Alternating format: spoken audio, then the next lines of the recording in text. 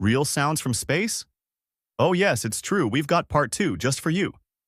The sun's not silent, it's got a roar, like cosmic lions in a fiery war.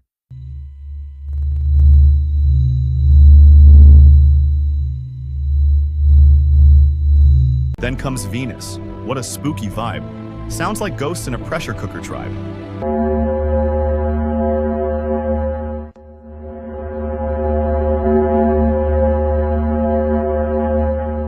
Now Mercury, small but packs a punch, static and snaps, like space skipped lunch.